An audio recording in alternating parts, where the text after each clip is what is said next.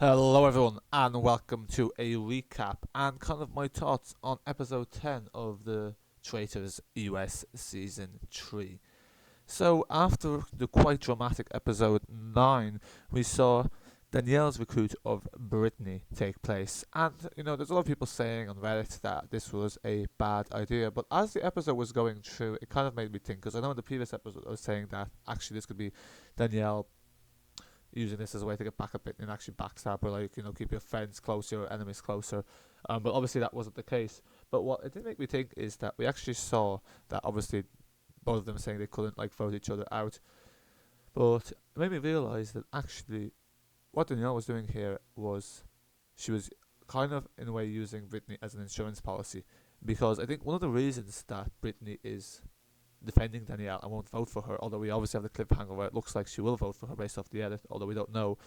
Well, I think the big issue for Brittney is that if Danielle gets revealed as a traitor, it becomes very obvious that, okay, who would have Danielle recruited? Because obviously there has to be two traitors. There couldn't have been five traitors from the start, even if there was, there's going to be at least. People think there's going to be a recruited traitor. And realistically, that's going to put heat on Brittney, because then it's going to be like, well, who would have Danielle recruited out of these people?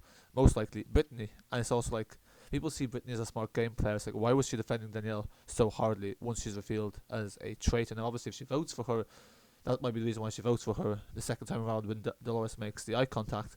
But I think even still, that's going to bring heat back to Brittney, which wasn't necessary. Like, there was heat on Brittney before, but it seems to have passed from that point. So I think that's probably the big reason why she recruited Brittney. But also, I think realistically, Danielle didn't have a choice. There wasn't anyone better for her to recruit. There wasn't anyone she could recruit that would realistically save her game. Because obviously, Gabby was onto her, Tom was onto her, Dylan, as we see. Dylan kind of annoys me. And he annoys me because, look, I obviously they were meeting his edit, but he's clearly just playing the beta game. He was clearly just playing the traitor angel from the get go, um, which is fine, but it's it is just kind of like annoying and cringy to watch. Personally, I think, um, it's just. But look, that's it. Just annoys me. Like, it's not really like. Look, I get his gameplay is quite smart, but he is clearly playing the traitor angel gameplay. So I think, and also like he would be seen too much as a faithful in the case you have to go against each other, whereas with Brittany that wasn't the case. But anyway, because I think also this episode kind of revealed a few things. Like, first of all, it revealed, okay, clearly Danielle was playing a lot more of a social game, because when you see it, like, her plea at the end was kind of, it was really bad. It was basically trying to plea on uh Dylan on a personal level rather than trying to give the facts. I think that's probably where it went wrong for her. She should have gone for the facts. And I think the other thing is we actually saw Gabby is a lot smarter than the edit made seem be. And what I mean by that is more that, like, beforehand she was kind of just there. She was kind of like Ivor, and I think it was the same with Ivor. Like, Ivor kind of comes out as, like, you kind of see that Ivor's actually, even though I don't like Ivor in real life, he's obviously linked to Cambridge Analytica and a lot of other controversies. But in terms of the gameplay, we have to analyze this in the gameplay. Him and Gabby are, as both of them kind of just like flew under the radar. They were kind of just there. I guess Brittany as well to the to a similar extent. They were kind of just there, but they actually know what's going on. Because, like, when Danielle tried to pin it on Gabby's like, oh yeah, I'm playing three steps as well. And you can see Dylan is smiling because obviously he's doing the same thing. And it's just like there's so much metagaming going on in this game. It's like, if you ever go to, like, this is kind of what happens when you get these kind of, like, because it's a bit like debating. If any of you have ever done debating in college, like, what happens is these things can become very meta, and it kind of goes away from the premise of the game beforehand, because it all kind of becomes about, like, oh yeah, let's be a traitor angel, or yes, let's say nothing. Let's just keep traitors close. Let's some people were saying this people pre-gaming, but it's just kind of like, look, it is a good strategy, but, like, it's become to the point that they're all, like, playing this strategy. They're all just like, no one's actually, like, and it's kind of like, it's just it becomes a bit like you're watching game players, but none of them are being edited to show that they're playing a game. It's kind of like, what are we actually watching in a way? Because, like, it's clear from, apart from Dolores, the rest of them are all, like, playing a game, and they're all playing a much bigger game than the show lets on to be. They're all essentially metagaming to some extent.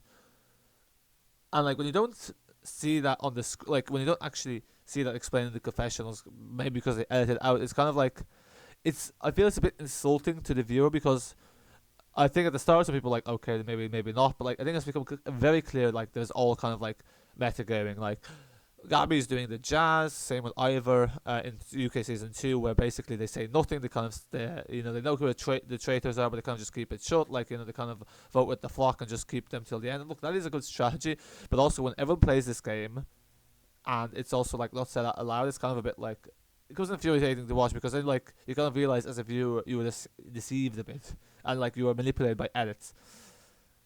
Yeah, because then kind of the game loses some of that charm. It's like, okay, these are people actually trying to find traitors and failing, because they don't know who the traitors are. They found them in day 2 or 3, and now they're just like, kind of going along. And the edit's not actually showing that. The edit's pretending that it's not. That's not what's happening, and it's just like, come on. It's a bit insulting to viewers. The same way why I really don't like Will from season 1 of the Traitors. It's because, like, look, it's one thing to try emotionally manipulate in the game, but it's another thing to try and insult the viewers and do all this fake crying. Oh, I didn't have to vote out Amanda. Oh, this like nonsense. You just backstabbed her for no reason because you wanted to win the game, and that's fine. That's the game. But then don't go to the viewers saying you had to betray her and all this nonsense, because we can see through this BS. And like I think the big issue is also just season 2, because there's just metagaming going on with the Peter Pals and like the Poverties and the Dans. Like it's just they're kind of like they're playing this game on a slightly different level than it's how it's meant to play, because obviously they understand the game. But then it kind of at some point it's just like season 2 was a bit boring to watch after halfway through, because we all knew who was going to win. And now the finale feels a bit like meh, because it's kind of clear that Danielle gets voted out. Brittney's going to get voted out, because you're going to have Gabby, Ivor, and Dylan be like, okay, she recruited him. And it's just like, then it's probably going to be like Gabby and Dylan being like, oh, I don't know if we can trust Ivor, this kind of thing. Like the usual kind of stuff where the faithfuls like pretend to be, oh, I don't know if someone's a traitor, or just to reduce the numbers, like similar to what happened before. And it's just like, although this kind of did happen in the UK season 3. Look, I don't know. I'm kind of speculating here. But look, it was a good. Like it was. I think it was very strong. But obviously, like I think there's just a lot of metagaming going on that is kind of like, let's just call a spade, because like I think viewers now know what's happening, and they always kind of have to find different ways to kind of get around this, because obviously the way they got around this in season 3, because you're gonna have another season where it's okay, it's clear the faithfuls know who the traitors are, and now it's just let's prolong this, let's just put in like faithful like traitors are gonna get voted out, like which happened last season. But then what happens is the show kind of just so then they just change the edits. But then like the problem is like actually it turns out people are playing the same game as last season, but the editors are trying to tell us differently. So but look, I think realistically how this probably goes is, I think realistically this is the faithfuls win this game, unless, because I think like you have to think about it this way. So it's got 2 and 2. It's a coin toss. If Ivor doesn't go home, Danielle's revealed as a traitor. Brittney's voted out. Dolores is probably voted out because she didn't work with the team, and then it's like, oh, let's say we can't trust Ivor. Like, look, not that I want Ivor to win. Ivor just anyway. So yeah, he gets voted out, and then it's like Dylan and Gabby. Although, actually, then there's a question: does Dylan truly trust Gabby? Well, actually, so I guess probably he does, because Danielle and Gabby doesn't really look like traitor and traitor too much. So like, see, I think this is the thing. Like, the traitors kind of works. I think this is the interesting thing about the traitors, and this is, I guess, the nuance between having like a cast that is like obviously well versed in playing these kind of social deception games, and a cast that's not, because it's kind of like chess. So it's kind of like debating. These games kind of function on 2 different levels. So with chess, you have people who know the moves, right? Like they know how to move the pieces, they know what the rules of the game are, but they don't actually understand how proper chess work. They don't understand like the openings. They don't understand like, okay, the 3 basic rules of chess. That is, you have to protect the king, you have to develop your pieces, and you have to control the central position on the board. That's at least in the opening. And it's the same with debating. Like there's people, there's like a whole, there's like there's whatever normal level debating, which is just because where's the debating in this series, but there's normal level debating, which when I say normal level debating, it means just like people understand like, okay, debating is about trying to win your case, but then when you actually go to competitive debating, there's a whole lot of other rules and nuances to it. But the problem is then is that when you go play chess, if you play chess against a grandmaster and you watch grandmaster chess, it's very different than if you watch your average Joe in front of like the your apartment block, whatever, playing chess. It's completely different. It's the same. Like if you go to just watch like debating and like something like amateur debating, that's just like it's completely different than if you go watch like competitive debating, like any sort of like debating competition. And the same with this Traitors. If you watch Traitors with like civilians, it's a completely different game than if you watch it with like people who've played Survivor, people who've played these games, because they understand the nuances of the game. They understand like actually in Traitors, realistically, there is no benefit to taking out Traitors until the end. There is no benefit in voting out Traitors. Because the reality, every time you vote out a traitor, they can be recruited. So at the start of the game, if you vote out a traitor, you're doing the traitor's job for them as a faithful, because you're going to get rid of someone that's suspicious. Say like in season 2, in the UK, they vote out like the traitors kind of feed them Ash, although Ash had some suspicion on her. Keeping her on Ash would have been worse for the traitors than it would have been for the faithful. Why? Because she was such a bad traitor, she would have likely accidentally spilled her name to someone, kind of like how Paul spilled Harry's name to Jazz, and that actually would put hate back on the traitors. Whereas for the faithful, voting Ash did nothing, because then they can replace the recruit, or they can just solidify the position and now keep the kind of like, essentially, as Paul said it, like the top, like the performing traitors, because Paul obviously was a consultant or something, so he was working very much in the business line. He had a court, like she was failing the performance review, something along those lines. Essentially, like look, it's kind of like how they look at the business. Like if you're not performing as a traitor, as in flying under the radar, whatever, then you need to go. So I think, because this is understood in the US, like what happens in season 2 and 3 is you just have a lot of people playing the Traitor Angels game. You know who the traitors are, you just pretend you don't know who the traitors are, and you keep them close because then they keep you in. And obviously, we see that Danielle's game relied a lot more on her social game, because what she did is, okay, someone's mentioned this on Reddit, and it actually makes a lot of sense. When she put Dolores, when she pulled up Dolores in that riddle, people are like, oh, that's such a stupid move. But we saw how loyal Dolores is now. She even said loyalty is everything to her. So Danielle saw, okay, what I need to do to get Dolores on my side is I need to, show her that I'm a loyal player, and she did that. And that's how she got Dolores. That's what makes a lot of sense. With Brittney, like, okay, obviously she worked that relationship, but then she knew that, okay, like now and I think with Brittney, it's just clear that they just need to kind of align, because like they have the Big Brother bond the same way the Survivor bond happens. There's kind of like heat of the Big Brother people, and I think at the end of the day, like, Brittney probably suspected Danielle as a traitor, and that she would get recruited. But then obviously that means that then she has the power in the game, and that also Danielle keeps her in the game. And then I think obviously you have like people like Dylan. It's kind of like Dylan knew Boston was a traitor, just kind of kept him close to stay on his side. And then same with Caroline and like Danielle. We see like, oh yeah, he doesn't know what's happening. Actually, does Gabby and Ivor similar kind of, well, okay, look, Ivor just kind of, I don't know, Ivor was just like, he was kind of there, but obviously like he can logically think in this game, and it's the same with Gabby. Like Gabby is playing similar to this Danielle game in the sense she's taking steps ahead, but like that just wasn't shown in the edit whatsoever. But this is what I mean. Like it's not about catching traitors; it's all about timing. You want to find who are the 2-3 traitors. You want to get, okay, you need to get rid of traitors. That's like there's 4 traitors. You need to start getting rid of traitors at the middle game. You have to get rid of the traitors that the traitor you're being a traitor angel to wants to get rid of. But then you need to keep them in the game, and you just need to kind of go along with, oh yeah, I think that Sierra's a traitor. Okay, let's follow Sierra, even though they know that Sierra's not a traitor. But then obviously what happens is this becomes about metagaming. It's no longer about finding the traitors as it says in the game. It's just about like playing the traitors. And I think that's fine, but I think the problem is that, like, people say, like, oh, yeah, traders have a massive advantage in the game, and they do. I think if you're playing, like, if it's civilians playing, if it's game players playing, not so much because, like, as we saw at Boston, a lot of people suspect them. We never stood a chance. Same with Germany. People always suspect them. And even if they don't, like, if you're a faithful, you know who the traders are, like, you can just easily kind of, like, play them. Obviously, they have the risk of getting murdered, but, like, we see, like, this has happened twice now. So, I think ultimately we're kind of saying, like, but I guess at the same time, it is nice to watch 2 different versions of the traitors. Like, you get 2 very different gameplay styles. But for me, my gripe is when I watch a game, like, deception in the game is fine. What I don't like is manipulative edits, or I don't like people who are not telling me, like, they're pretending to play a different game than they actually are. That's what's annoying me. Like, it's one thing to be dishonest in the game, which is part of the game. It's another thing to be dishonest to the viewer. And I'm not saying it's the players being dishonest to the viewers, because I think it's to do with the editing to some extent. But, like, it's just a bit annoying watching a series, realizing that they've essentially all been metagaming, and we've been they've tried to make us think something else, either through edits or through confessionals. I would think more through edits. But we'll see how this evolves for season 4, because I think obviously they're trying to avoid having the same kind of like a repetition kind of happening.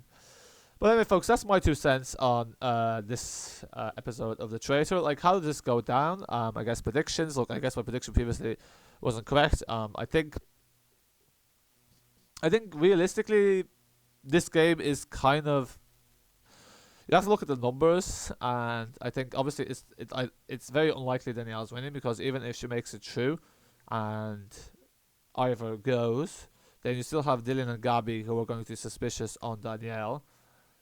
Well, maybe not, because you probably get Brittney, Dolores, and Danielle voting those. So that is possible.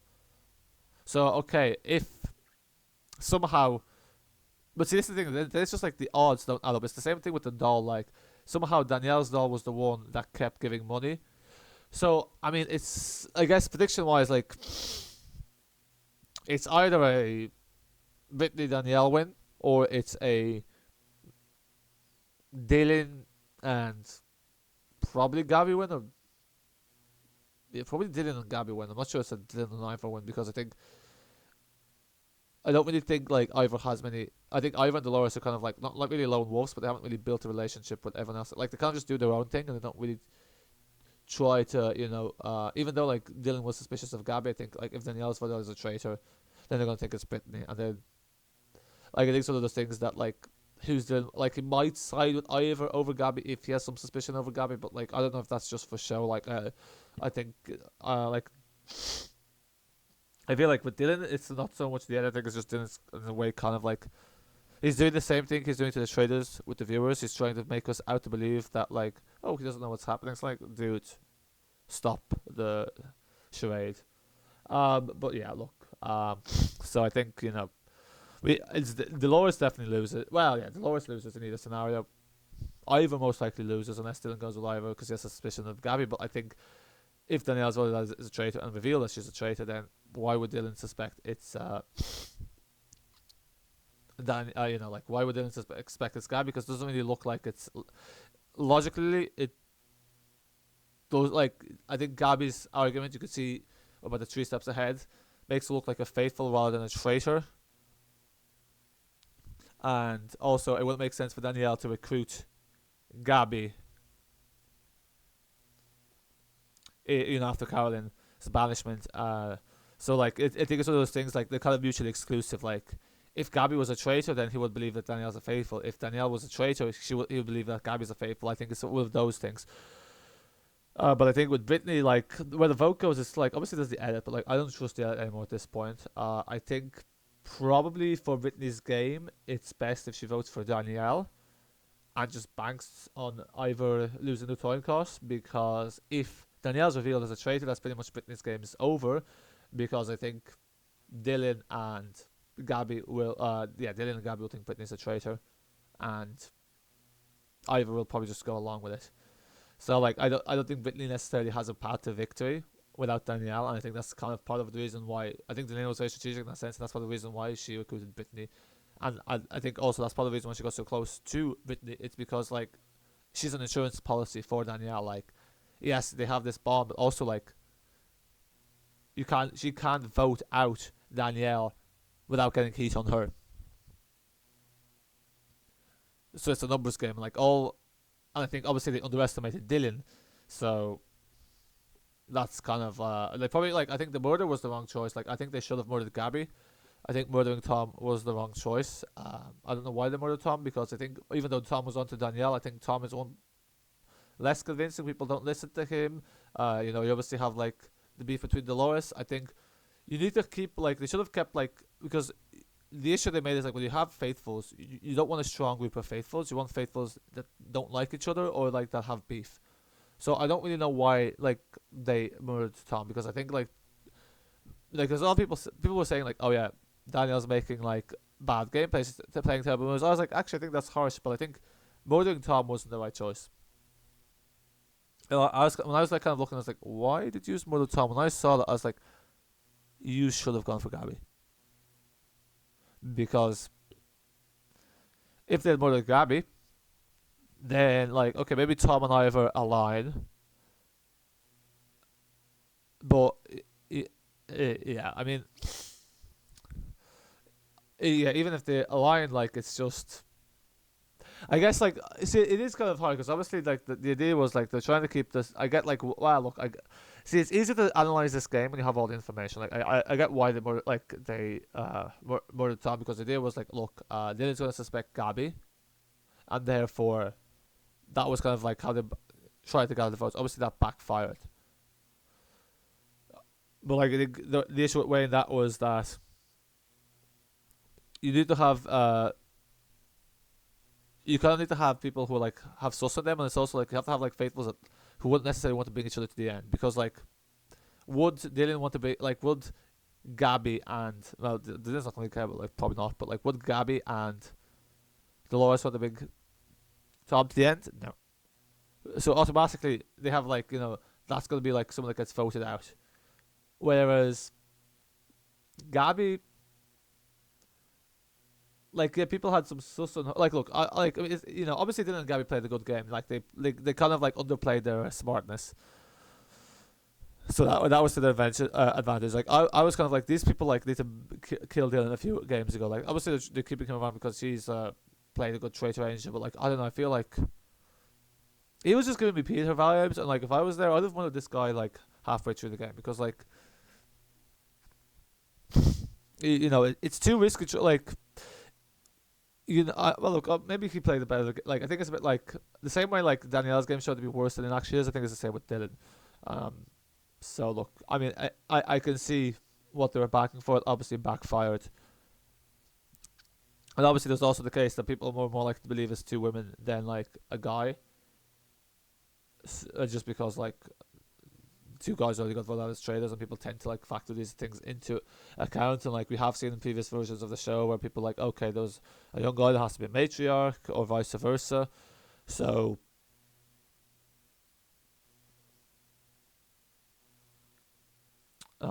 yeah, that's kind of that. So I mean, look, I think it makes sense what I did. Obviously, like this is what I mean. Like with the metagaming, this is kind of what happens. But anyway, we'll talk about what happens in the finale. So yeah, look, I think personally I'd prefer if Danielle and Brittney won, just because I personally find the traitors angels kind of like Peter play a bit annoying. Like I think obviously Dylan doesn't play it like oh yeah like he's not as like overt about it as what's his name Peter, but I think it's the same kind of game, and for me it's just a bit like annoying and cringe to watch. So look, anyway, we'll see how it goes. But to be fair, like I guess this season, like the most wide awake. Who I really don't want to win is Ivor. Anyway, on that note, thanks for watching. Bye for now.